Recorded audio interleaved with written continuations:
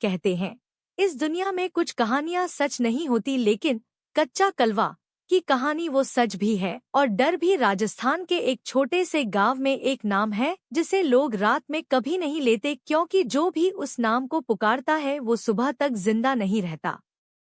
कहानी शुरू होती है ढोलियावाला गांव से। गांव के बाहर एक पुराना कुआं था जिसके पास कोई भी रात में नहीं जाता था। कहते हैं 100 साल पहले वहां एक आदमी को जिंदा जलाया गया था। उसका नाम था कलवा। गांव वाले उसे कच्चा कलवा कहते थे क्योंकि वो हमेशा लाल मिट्टी और राख से भरा दिखता था। गांव के बुजुर्ग आज भी बच्चों को चेतावनी देते हैं, रात में अगर कोई आवाज पुकारे तो जवाब मत देना। शहर से 3 दोस्त रोहित, नीरज और सीमा गांव में घूमने आए थे। उन्हें हॉरर जगह एक्सप्लोर करने का शौक था। गांव वालों ने कहा उस कुएं के पास मत जाना, वहां कलवा बसता है। लेकिन रात में रोमांच की तलाश में वो तीनों उसी रास्ते निकल पड़े।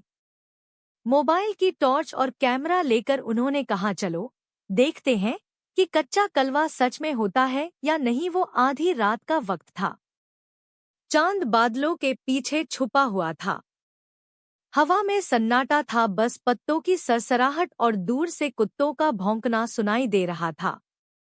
जैसे ही वो कुएं के पास पहुंचे, नीरज ने जोर से कहा कच्चा कलवा निकल, अगर हिम्मत है तो। सीमा ने घबराकर कहा पागल हो गया है क्या। तभी अचानक कुएं से लाल धुआं उठने लगा और एक आवाज आई, मैं आ गया। कैमरे में कुछ नहीं दिख रहा था, लेकिन रोहित ने देखा एक साया धीरे धीरे उनकी तरफ बढ़ रहा था।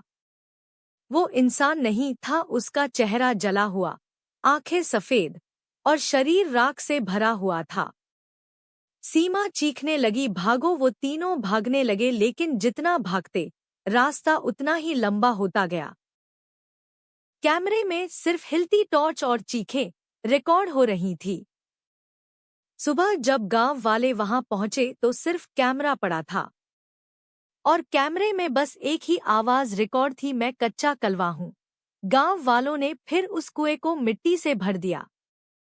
किसी ने कभी उसकी बात नहीं की।